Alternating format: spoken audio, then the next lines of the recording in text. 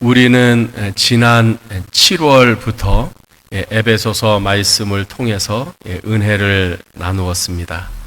오늘 에베소서의 마지막 말씀에 이르게 되었습니다. 에베소서를 요약하면 이렇습니다. 하나님이 우리를 기쁘게 하셨다. 그러므로 우리도 하나님을 기쁘게 해 드리자. 하나님이 우리를 기쁘게 해 주셨다. 그러니 우리도 하나님을 기쁘게 해 드리자. 우리의 죄와 허물로 죽었던 우리를 구원하시고 살리셔서 우리에게 기쁨을 주셨다. 그러니 그 은혜에 보답하는 마음으로 하나님을 기쁘게 해 드리자. 이것이 에베소서의 주제입니다. 우리는 어떻게 하나님을 기쁘게 해 드릴 수 있는가?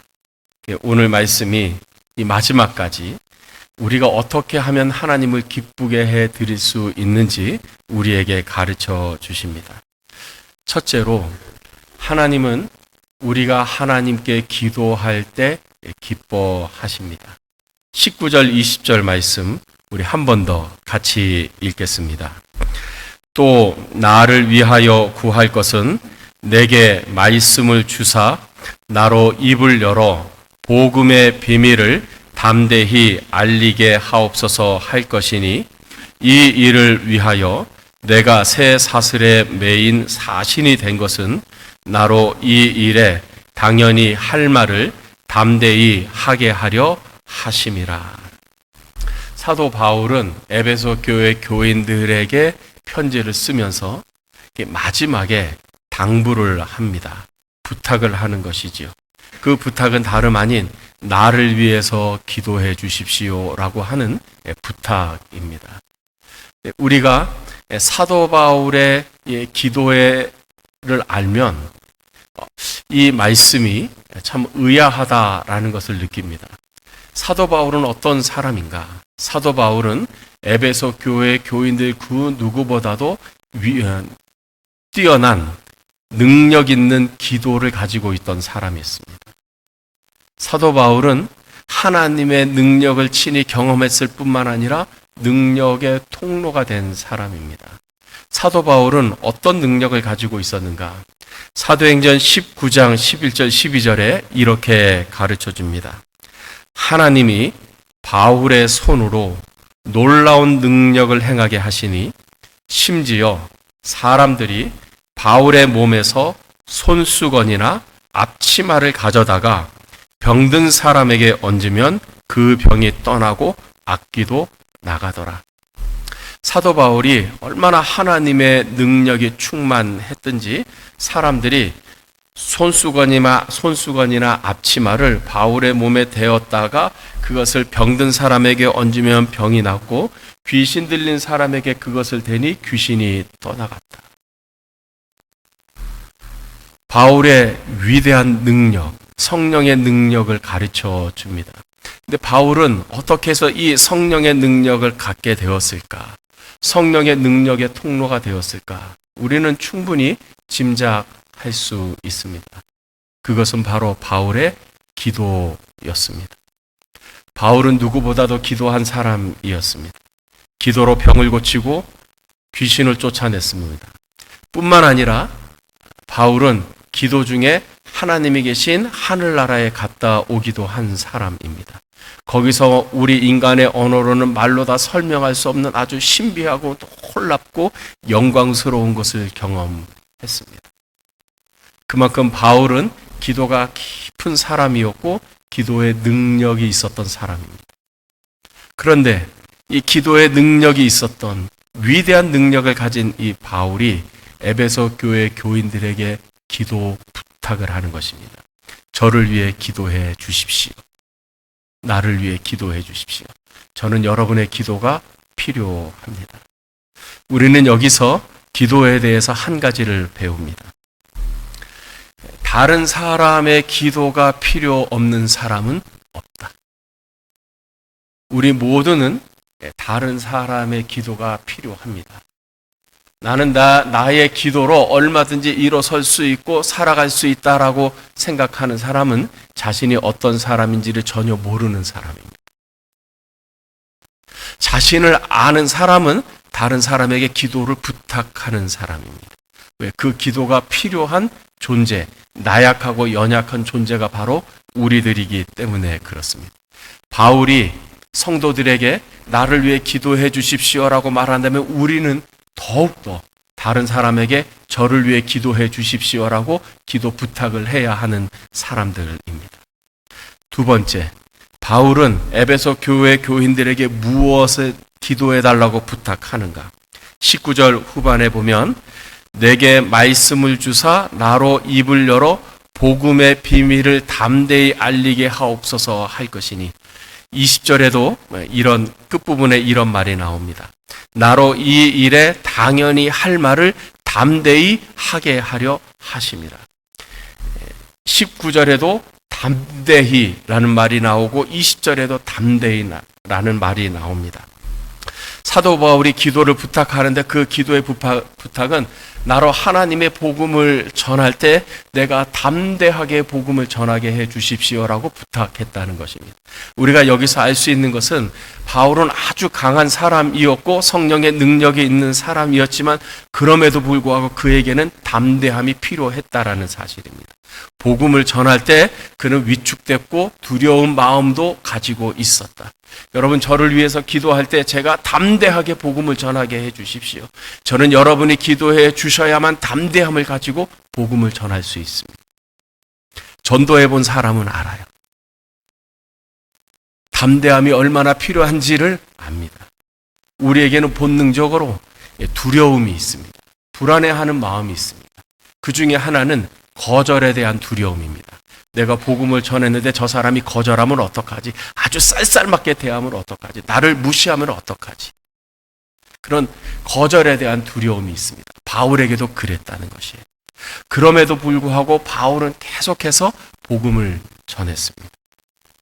어느 정도 복음을 전했는가 하면 20절을 보시면 이 일을 위하여 내가 쇠사슬에 매인 사신이 된 것은, 이 복음을 전하다가 바울은 쇠사슬에 매인 사신이 되었습니다.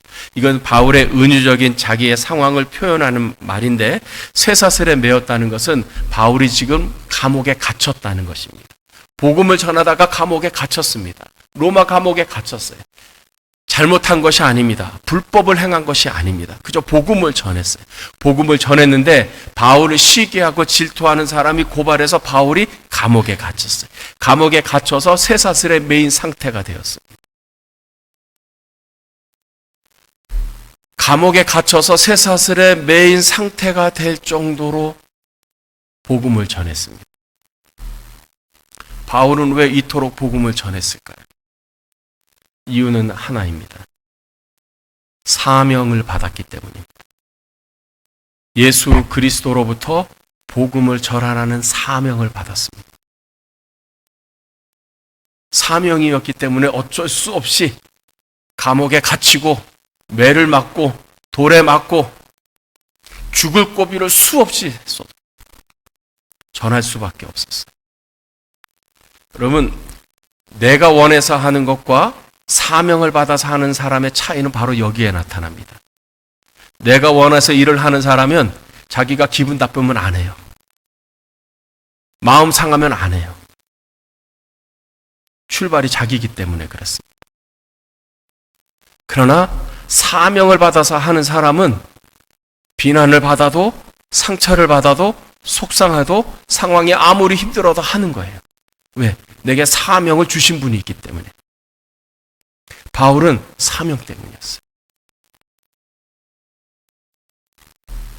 그래도 또 하나 질문입니다.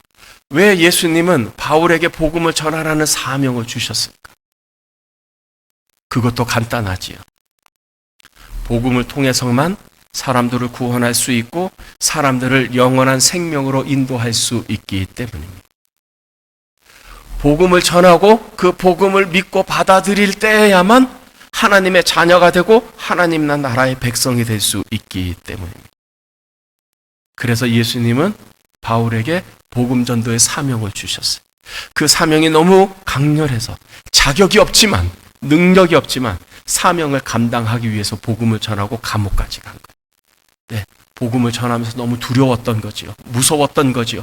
나로 담대히 복음을 전할 수 있게 해 주십시오.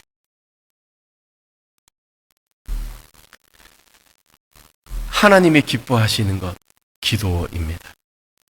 우리 교회를 제가 쭉 생각을 하면서 하나님이 기뻐하시는 것, 이 네 가지와 연관을 해서 생각을 해 보았습니다. 하나님이 기뻐하시는 것이 네 가지 있는데, 하나님은 우리가 기도하는 것을 기뻐합니다. 하나님은 우리가 전도하는 것을 기뻐합니다. 하나님은 우리가 성경을 읽고 하나님을 아는 것을 기뻐합니다. 또 하나, 하나님은 우리가 선을 행하는 것을 기뻐합니다. 다른 사람을 구제하고 도와주고 필요한 것을 나누어주는 선행하는 것을 하나님은 기뻐하십니다. 이 네 가지를 비교해서 우리 교회가 잘하고 있는 것, 그래도 하고 있는 것은 무엇인가 했더니 두 가지. 하나는 전도입니다. 전도 폭발 훈련에 우리가 위탁 교육을 해서 전도자들을 만들고 있어요. 우리 교회가 하고 있습니다. 또 하나, 성경 읽는 것도 우리 교회가 하고 있습니다. 소그룹으로 공동체 성경 읽기 단톡방에서 성경을 읽습니다. 성경을 읽고 거기에 또 은혜 받은 것을 나누고 그렇게 성경 읽기에 힘씁니다. 네. 전도하는 것, 성경 읽는 것 우리가 힘쓰는데 우리가 두 가지가 조금 부족해요. 그 중에 하나는 기도이고 하나는 선행입니다.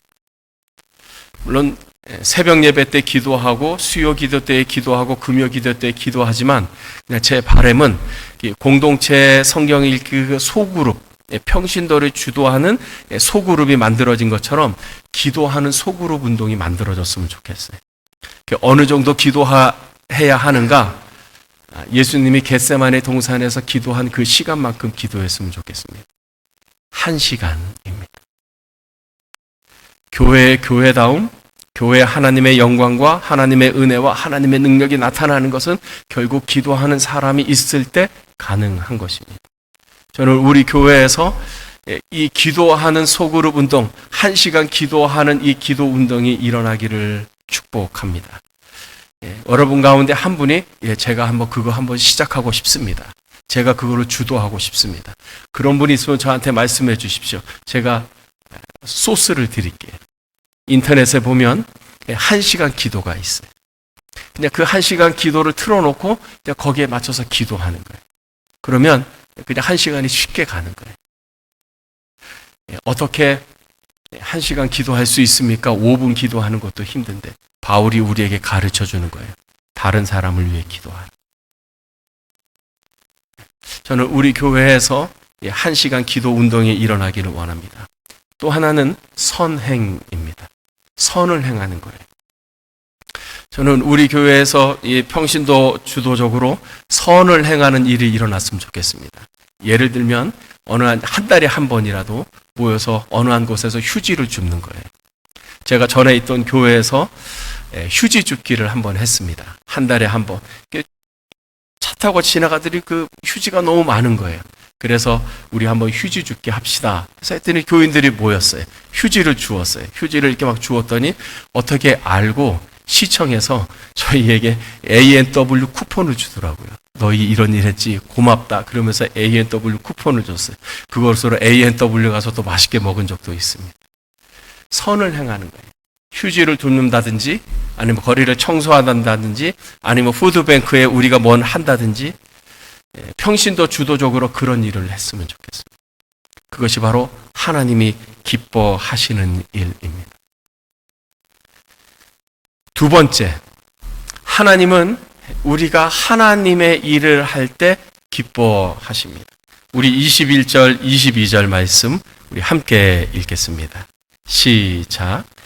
나의 사정 곧 내가 무엇을 하는지 너희에게도 알리려 하노니 사랑을 받은 형제요 주 안에서 진실한 일꾼인 두기고가 모든 일을 너희에게 알리리라. 우리 사정을 알리고 또 너희 마음을 위로하기 위하여 내가 특별히 그를 너희에게 보내었노라. 이 21절에 두기고라고 하는 사람이 나옵니다. 두기고는 바울서신에 나오는 사람입니다. 그리고 그렇게 많이 나오지 않습니다. 그러나 두기고가 한 일을 보면 두기고는 아주 귀한 일을 했다라는 것을 알 수 있습니다. 두기고는 그러면 언제 회심했는가? 학자들의 대부분은 추측하는 것은 사도 바울이 에베소에서 특별히 두란노 서원에서 2년 동안 복음을 전했는데 아마 이때 바울의 복음을 듣고 회심했을 것이다, 이렇게 주장합니다. 근데 오늘 본문에 보면 이 두기고를 이렇게 설명을 합니다.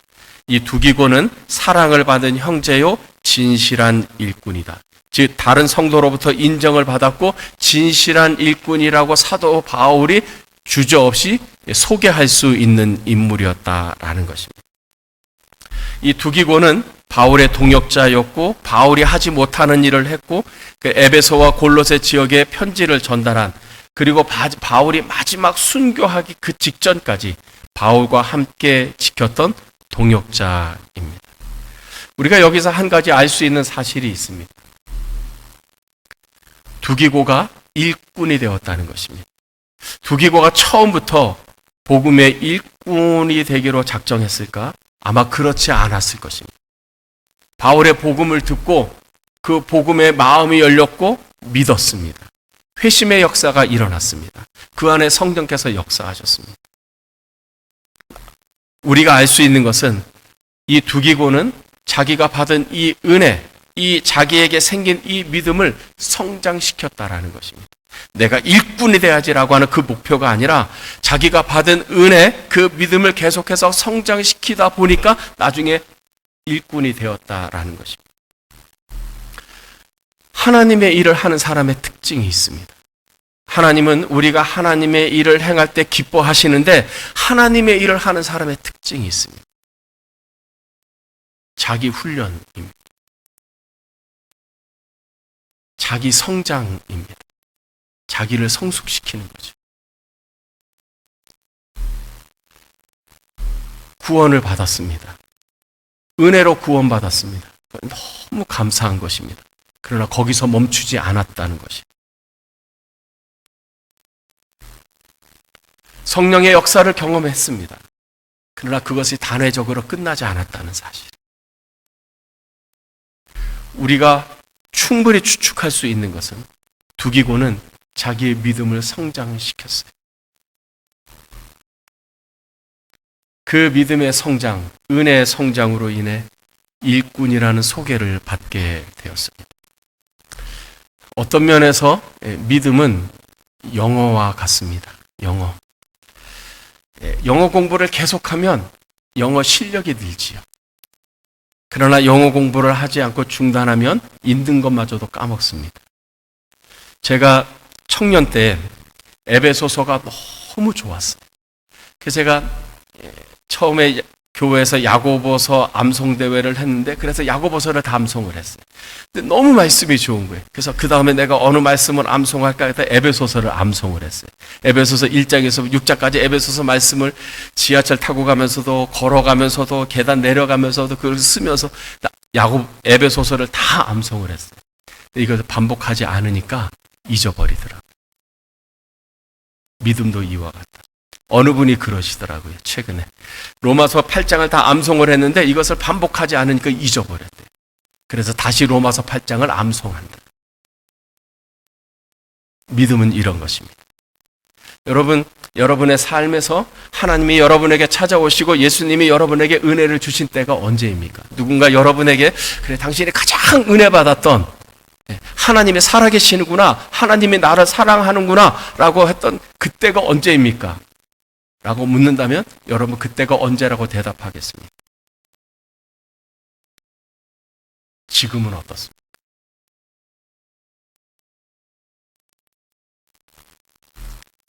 한번 물레방아를 돌린 물은 또다시 물레방아를 돌릴 수 없다.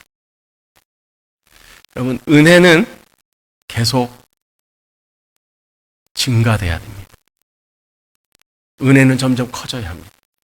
여러분, 믿음도 점점 커져야 합니다.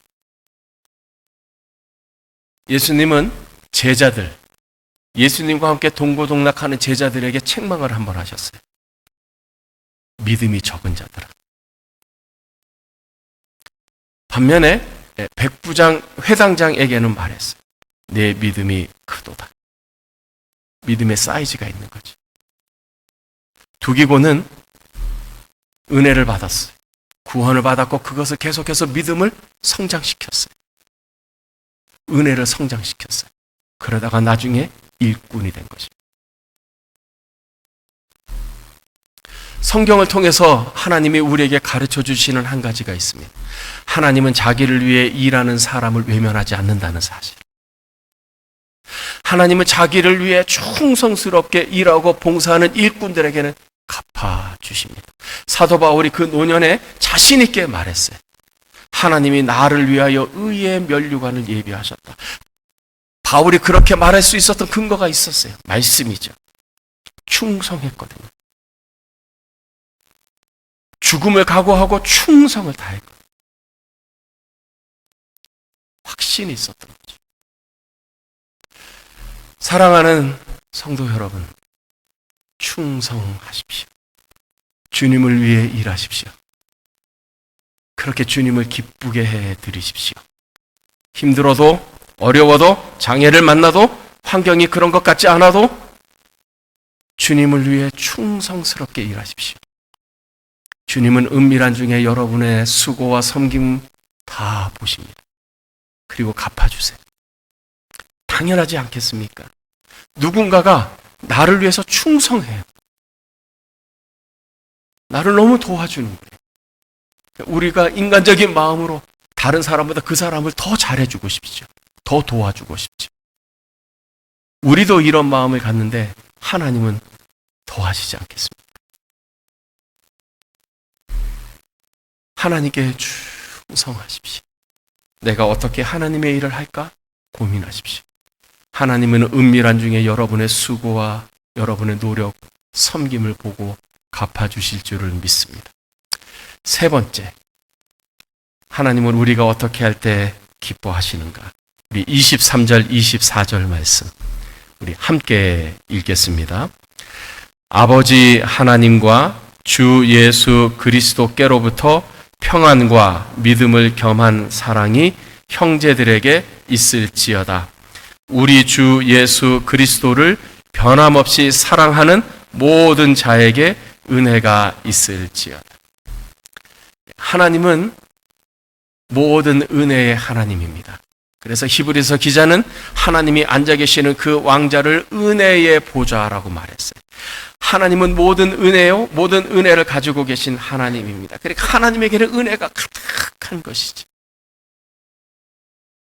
하나님은 본인이 가지고 계신 그 은혜를 나누어 주십니다. 근데 하나님은 누구에게 은혜를 주시는가? 은혜를 아는 사람에게 은혜를 줍니다. 하나님의 은혜를 알지 못하는 사람에게 은혜를 주지 않습니다. 왜냐하면 은혜를 줘도 은혜인 줄 모르는 거죠. 자기가 잘나서 자기가 열심히 해서 이루어졌다고 생각해요. 은혜가 독이 되는 것이죠.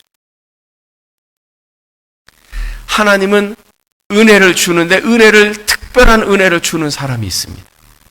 하나님을 사랑하는 사람입니다. 그래서 24절에 우리 주 예수 그리스도를 변함없이 사랑하는 모든 자에게 은혜가 있을지. 여러분, 은혜는 하나님이 주시는 거기 때문에 은혜의 가치는 이 세상의 그 어떤 것과도 비교할 수 없어요. 은혜는 가장 가치. 하나님이 은혜를 주시는데 누구에게 은혜를 주시는가? 주 예수 그리스도를 사랑하는 자에게. 그냥 기분에 따라서 사랑하는 것이 아니라 변함없이 사랑하는 모든 자에게 은혜를 주신다. 하나님을 사랑하는 자에게 은혜를 줍니다. 우리가 할 일은 하나님을 사랑하는 것이죠. 여러분, 하나님 사랑하는 것이 쉽습니까? 어렵습니까? 쉬워요. 예. 쉽다고 말하는 사람의 특징이 있어요. 하나님의 사랑을 경험한 사람. 하나님을 사랑하는 것이 어려워. 하나님의 말씀에 순종하는 게 어려워. 꼭 손해보는 것 같아. 하나님의 말씀에 순종하면 꼭 내가 피해보는 것 같아. 순종을 못해요. 왜? 하나님의 사랑을 경험하지 못해서 그래. 본질은 더 먼저 행해야 할 것은 내가 하나님의 말씀대로 살 것이냐 살지 않을 것이냐가 아니에요. 내가 하나님의 사랑을 받느냐 하는 거예요. 순종하는 것, 봉사하는 것, 섬기는 것이 어려운 분들 한번 생각해 보십시오. 여러분은 하나님을 사랑하십니까? 더 본질적으로 여러분은 하나님이 여러분을 사랑하심을 압니까? 이것부터 회복이 돼요. 하나님이 나를 사랑하셔. 그래서 나도 하나님을 사랑해. 내가 하나님을 사랑하기 때문에 내가 순종해. 내가 하나님의 일을 합니다. 결국 중요한 것은 하나님의 사랑을 내가 경험하는 것이. 어떻게 하나님의 사랑을 경험할 수 있을까요? 성경에는 두 가지를 우리에게 가르쳐 줍니다. 첫째, 지식에 따라. 하나님이 나를 사랑한다는 지식이 있어요. 어떻게 하나님이 나를 사랑한다는 것을 내가 알 수 있을까요? 하나님이 나를 사랑한다는 지식을 내가 어떻게 알 수 있을까요? 하나님이 우리에게 가르쳐 주셨어요. 무엇을 통해서? 성경을 통해서. 그래서 사람들은 성경을 이렇게 말합니다. 성경은 하나님의 러브 레터라. 성경이 우리에게 가르쳐 주면 하나님이 세상을 이처럼 사랑하사. 이처럼이라는 말에 너무 포괄적이니까 내 이름을 넣어서 하나님이 석환이를 이처럼 사랑하사. 거기에 여러분의 이름을 넣고 고백해 보십시오. 하나님이 나를 사랑하는지는 말씀을 통해서 아는 것입니다. 지식을. 두 번째, 하나님의 사랑을 아는 방법이 있습니다. 로마서 5장 5절에 우리에게 주신 성령으로 말미암아 하나님의 사랑이 우리 마음에 부은 바 됨이니. 하나님이 우리에게 사랑을 주시는데 조금 주시지 않아요. 하나님이 우리를 사랑하시는데 우리에게 알맞게 주시지 않아요. 하나님께서 우리에게 사랑을 주실 때는 부은 바 되오니 마치 그 장마철에 쏘나게 부어주시 넘치도록 우리에게 사랑을 부어주시는 거예요. 근데 그것을 우리가 어떻게 알 수 있습니까? 성령으로. 성령으로. 우리는 어떻게 성령을 통하여 하나님의 사랑을 알 수 있습니까? 그것도 간단하지요. 기도하는 것입니다. 내 생각으로, 내 지식으로, 내 판단으로는 하나님이 나를 사랑하는 것을 내가 다 알 수 없습니다. 주님, 성령을 통해서 하나님이 나를 사랑하심을 나로 알게 하옵소서. 깨닫게 하옵소서. 하나님의 사랑이 내게 부은 바 되는 것을 나로 경험하게 하옵소서. 하나님의 사랑을 지식적으로 아는 것과 내 삶에서 경험적으로 아는 것은 하늘과 땅의 차이가 납니다. 하나님이 나를 사랑하는구나. 하나님이 사랑을 나에게 부어주시는구나. 이것을 체험하면 인생이 달라요. 보는 눈이 달라요. 관점이 달라지는 것입니다. 하나님을 사랑하십시오. 죽도록 사랑하십시오.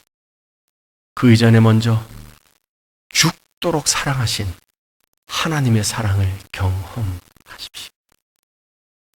사도 바울이 에베소 교회 교인들에게 마지막으로 이 말을 하고 싶었던 거예요.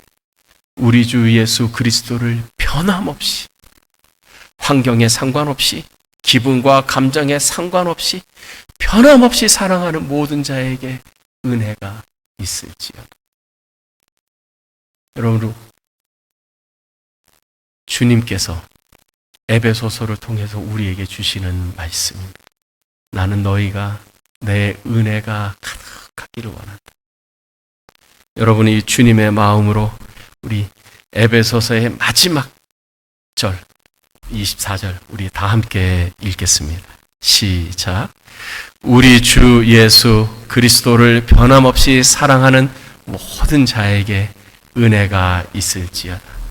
여러분 모두에게 주님의 넘치는 풍성한 은혜가 있기를 주님의 이름으로 축복합니다. 기도하겠습니다.